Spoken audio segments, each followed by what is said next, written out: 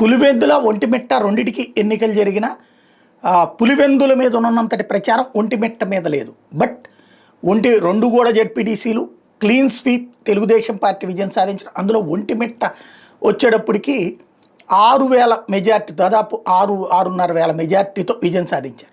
అంటే హాఫ్ మాత్రమే. పులివెందులతో పోల్చుకుంటే ఒంటిమిట్ట బెటర్ ఏమో, ఎందుకంటే అక్కడ డిపాజిట్ కూడా రాలేదు, ఇక్కడ డిపాజిట్ అన్న వచ్చింది అన్నటువంటిది.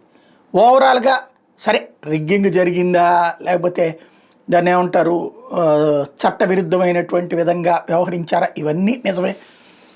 అదే సందర్భంలో పోల్ మేనేజ్మెంట్ అన్నట్టు అంటే ఉదయం 11 దాకా వీళ్ళు వేసినటువంటి ఎత్తుగడలు సక్సెస్ అయినాయి. అటు పోలీస్ యంత్రాంగాన్ని పెట్టి అవతల వాళ్ళని రానియకుండా తమ వాళ్ళని ఎక్కడెక్కడి నుంచో తీసుకొచ్చి ఓట్లు వేయించడం ద్వారా విజయం అయితే సాధించేశారు.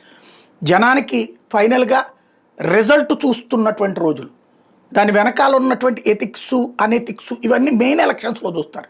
ఈ మధ్యలో చూడట్ల. దానికి సాక్ష్యం స్థానిక ఎన్నికల్లో వైఎస్ఆర్ కాంగ్రెస్ పార్టీ ఘన విజయం సాధిస్తున్నప్పుడు ఆ మధ్యలో జరిగినటువంటి బై ఎలక్షన్స్ అప్పుడు ఏమన్నా ప్రజలు తిరస్కరించారా? లేదు. మెయిన్ ఎలక్షన్స్కి వచ్చేటప్పటికి ఈ అరాచకం తప్పని చెప్పి దెబ్బతీసినటువంటి పరిస్థితి. అది ఇప్పుడు తెలుగుదేశం దెబ్బతీస్తుందా సక్సెస్ చేస్తుంది అనేది రేపటి ఎన్నికలకి తెలుస్తుంది. వాళ్ళు అరాచకవాదులు అని చెప్పినప్పుడు వీళ్ళు చేసే అరాచకం పర్లేదు అంటుందా లేదా అనేటటువంటి నెక్స్ట్ తేలుతుంది. అది పక్కన పెడితే పోల్ మేనేజ్మెంట్ అన్నటువంటిది ఎలా చెయ్యాలో తెలుగుదేశం పార్టీ నేర్పింది.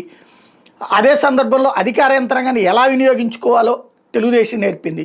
ఫైనల్గా ఘన విజయం ద్వారా తమ వ్యూహంలో సక్సెస్ అయింది.